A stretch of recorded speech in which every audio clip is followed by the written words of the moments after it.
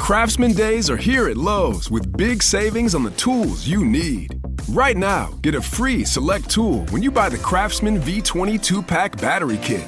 Whether it's the backyard, the bathroom, or beyond, Craftsman has the tools to help you power through and get the project done right. Because DIYing is unpredictable, but your tools shouldn't be. Shop Craftsman at Lowe's today. Valid through 6/18 while supplies last. Selection varies by location. Caloroga Shark Media.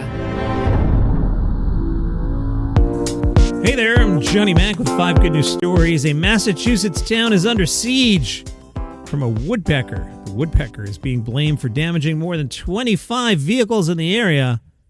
Janelle was able to capture the woodpecker doing the naughty things in a photo. The woodpecker was attacking a vehicle with its jackhammer-like beak. Janelle went on social media and said, "We have a vandal in the neighborhood." He was described as 18 to 24 inches tall, wearing black and white with a red hat. She says she knows of at least 25 vehicles that have been targeted by this woodpecker, who usually hits the side view mirrors or windows. She told NBC, "The woodpecker showed up and landed on the windshield wipers of the RV in our yard and was looking at its reflection. We were like, you know what? I bet that's the woodpecker that damaged the mirrors as well." Good guess. Max is the co-director of the Ecology and Evolutionary Biology graduate program at Brown University. He said, "Oh, they're a ferocious bird, and they're really strong. It's the biomechanical equivalent of a hammer. If they're seeing the reflections of themselves, they don't understand it's a reflection. They think it's a competitor." No word on if they've caught the woodpecker yet. In Vermont, teachers biked across the state. They were advocating for immigrant students and said, "We couldn't sit and do nothing." 2 first-year teachers, Grace and Kate, founded Pedals for Pencils. Their goal, to bike 300 miles, gaining 30,000 feet of elevation. Wow, that's a lot. While raising funds to buy essential supplies for their classrooms and advocate for migrant students. Their goal, to reach $500 each to fund their next year of classroom essentials like notebooks, pencils, snacks, hygiene items, and more. In a joint statement, they said if politicians learn they can exclude kids from public schools without public backlash, they'll keep going, citing funding, limiting access, and dismantling public education piece by piece, and they won't stop.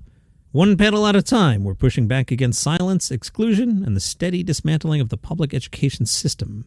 Good news, Cigarro National Park is expanding by nearly 50 acres due to a land acquisition. The Trust for Public Land acquired 2 properties in the foothill of the Tucson Mountains. It'll expand the national park by 47 acres.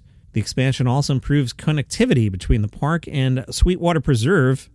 That is a pretty part of the country if you've ever been out there. I love the Southwest, just beautiful. Not really sure this is good news, but it's interesting. Days before the Titanic struck an iceberg, one of the first-class passengers, Colonel Archibald Gracie, described the vessel in a letter which was just sold at an auction for $399,000. The letter says, "It's a fine ship, but I shall await my journey's end before I pass judgment on her." Wow. So, we all know what happened with the Titanic. Colonel Gracie was on the top deck of the ship, gripping a railing as it plunged into the sea. He said he was swirled underwater before he got to a raft, where he spent hours floating on icy waters before being rescued. The letter was dated April 10th, the day the ship set sail from Southampton, England. On April 12th, it was postmarked in London. It showed up at the Waldorf Hotel. On April 12th, the Titanic struck the iceberg just before midnight. On April 14th, sank on April 15th.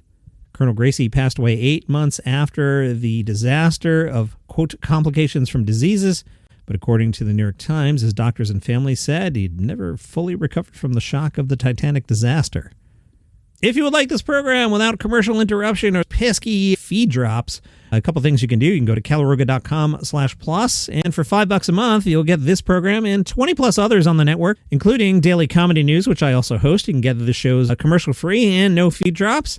If you're on Apple Podcasts, an easy way to do it is click that banner on the app that says Uninterrupted Listening. You get a 30-day free trial, so why not avail yourself of that for at least the 30 days, and after 30 days, it's $5 a month. I appreciate you supporting the show, and please understand, this is how I make a living. Appreciate you listening. In San Francisco, Clement walked into a store in the Union Square shopping district, stared into a white orb. The orb scanned his iris to generate his proof of personhood. A new company out there is saying there's going to be more and more AI agents online, and sometimes you want to prove that you're a human. Clement said, I think at some point to vote we'll need this. How's it work? The orb takes images of your face and then compares the eyes to a selfie taking the app on your phone. Then your ID is encrypted with an anonymized cryptographic key. And as we all know on the internet, nothing ever gets hacked. No data ever escapes. Lori Cranor directs the Scilab Security and Privacy Institute at Carnegie Mellon University. Lori's not sure about any of this and says, now I have features of the scan of my iris encrypted and stored on my phone, but if someone else gets access to my phone, or if a robot takes over my phone, a robot takes over your phone? How interesting. Or if a robot takes over my phone, does that mean they can demonstrate that they're human or maybe even me? That I don't know, but I want to know more about the robots that are stealing phones. I'm intrigued by that. And those are your 5 good news stories for today. You have an awesome one.